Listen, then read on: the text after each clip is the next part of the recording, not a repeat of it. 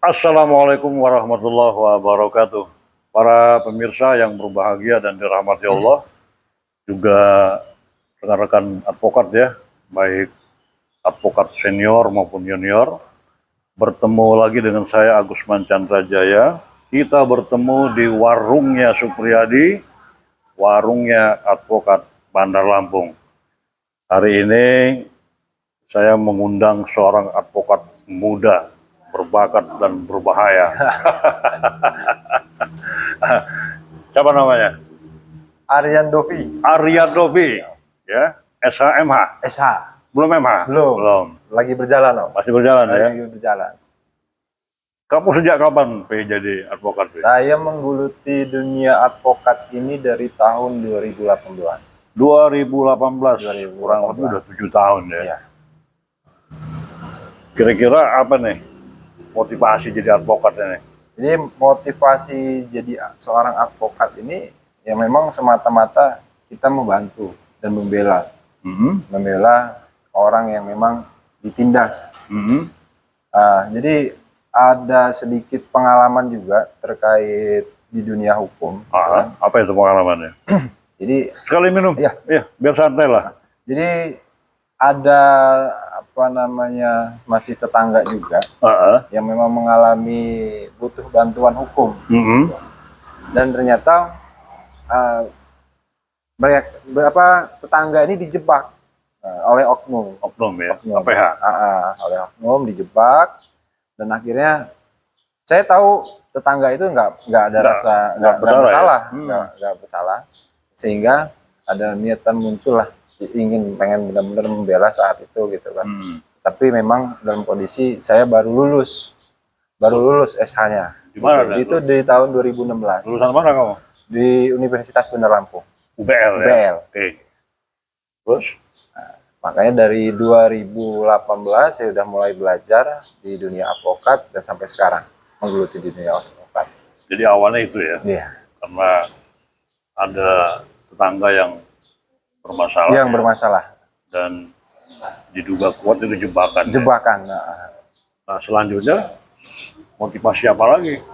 Nah, motivasinya itu banyak sih sebenarnya, Om. Nah, pertama ya memang kita harus mencintai di dunia advokat atau di dunia hukum. Memang semata-mata bahwa sebagai advokat ini kita sebagai membela. Membela. Karena adanya jaksa dan adanya hakim yang memang memutus dan jaksa yang menuntut, nah disitulah seorang advokat berperan untuk membela masyarakat miskin. Gitu ya. Dan bukan hanya masyarakat miskin aja gitu. Bahkan di dunia di negara Indonesia ini gitu kan. Bahkan banyak sekali yang memang rakyat-rakyat miskin ini yang memang banyak ditindas gitu.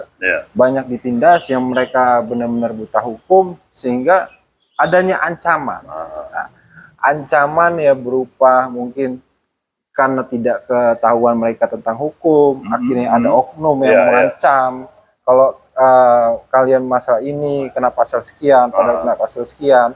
Maka kadang-kadang masyarakat ini karena ketakutan dia, akhirnya mereka menyerahkan uang. Nah ini yang kadang hukum ini bisa dimainkan. Jadi ada semacam pemerasan. Pemerasan. Ya? Nah sekarang saya mau tanya, di mata Dovi, lawyer itu apa sih? Profesi apa, sosok semacam apalah? Lawyer itu seorang advokat itu sebagai officium noble. Officium noble? Officium noble. Apa itu artinya? Jadi officium noble itu jabatan mulia ya? Jabatan mulia, ya, seorang advokat yang mulia gitu kan. Di mana kemuliaannya? Yang dimuliaannya itu ketika dia membela benar-benar membela masyarakat dengan sungguh-sungguh gitu. Tanpa bayar? Tanpa dibayar. Officium noble. Karena kalau dibayar nggak bisa officium noble lagi. Tidak officium noble, ya, kan? Karena semata-mata, makanya saya pernah juga ikut di kantor Pak Supriyadi sampai sekarang gitu kan. Karena memang beliau ini mengajarkan kami juga di timnya itu untuk lebih dulu menolong ditimbang memikirkan uang gitu. Nanti ada saatnya kita dikejar uang. Nah saat ini ya mungkin kita belum dikejar uang. Jadi artinya kalau di tahap-tahap awal jangan mikir uang. Iya, benar. Jadi bekerja dulu, Bekerja dulu. usaha dulu, membela dulu, Iya. soal nantilah. Iya. Itu kan kalau konteksnya konteks di hukum pidana. Hukum pidana. Kalau perdata kan bisa Perdata bisa juga, Om. bisa juga. Bisa juga. Karena saya juga Membantu tanpa pamrih. membantu bisa. Pak Pamri bisa juga. Gitu. Apalagi dengan sengketa tanah, Ah, umpamanya pekerjaan dia petani sehingga ada sengketa dengan apa namanya tetangga atau rekan-rekan yang lain, sehingga memang itu benar-benar haknya dia, miliknya dia. Kami pun siap untuk membantu. Jadi idealnya advokat itu ya officium nobil. Officium nobil. Idealnya. Iya, officium nobil. Meskipun pada kenyataannya dalam realitanya tidak identik. Iya, benar. Tidak identik dengan officium nobil. Nobil. Karena di satu sisi ya seorang advokat ya perlu operasional kan gitu kan. Iya. Jadi di sini ada aspek profesional. Hmm. Nah, berbeda memang yang apa namanya semata-mata memang dia tidak mengharapkan imbalan jasa. Iya. Nah, itu bisa disebut officium nobil. Tetapi saya kira itu hanya bisa terjadi kalau advokatnya memang sudah mapan ekonomi. Karena saya mengutip sekaligus apa namanya Bapak almarhum juga gitu kan, si Hotma Sitompul gitu. Hotma Sitompul. Hotma Sitompul. Apa katanya? Yang memang benar-benar kita sebagai advokat muda ini tidak perlu untuk memikirkan uang dulu. Pahami dan pelajari dulu dari mana segi itu. Nah, ketika kita sudah paham, benar-benar membela orang yang memang sangat membutuhkan tanpa mengharapkan imbalan jasa gitu kan. Nah, itulah bakal kemuliaan yang kita bakal dapat gitu. Jadi di langkah-langkah awal para advokat muda jangan pernah berpikir imbal jasa, ya kan gitu kan? Wow, sebenarnya bukan apa dari imbal jasa. Kalau imbalan sebenarnya banyak, Om.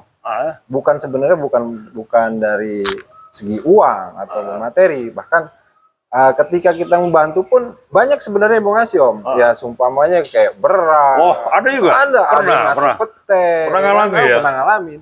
Itu Ya, biasanya kalau di kampung-kampung. di kampung-kampung. Ya. Karena kan memang kita sifatnya tidak pernah untuk memungut berapa rupiah pun gitu. Bahkan sukarela mereka gitu kan. Mau ngasih pisang kita terima gitu. Selama jadi advokat udah banyak ya perkara di sana nih. Kalau selama jadi advokat ini udah lumayan, Om. Gitu. Ada kurang lebih berapa? Ya mungkin ada Selama 7 tahun ya. Nah, selama 7 tahun ya mungkin ada lebih lama ada di dunia perdata, pidana gitu kan. Terus di petun juga ada gitu. Udah berapa banyak kurang lebih? Yang litigasi juga. Yang litigasi mungkin ada di beberapa daerah di Lampung ya, di Lampung. Terus di Sumatera pun ada juga di Palembang. Terus di Ya perkiraan total penanganan perkara berapa banyak? ya, mungkin ada sekitar 30-an lah. Banyak gitu. Ya, 30. Litigasi ya? Litigasi, Karena ya. beda dengan non litigasi. Litigasi bisa. Nah, kalau sidang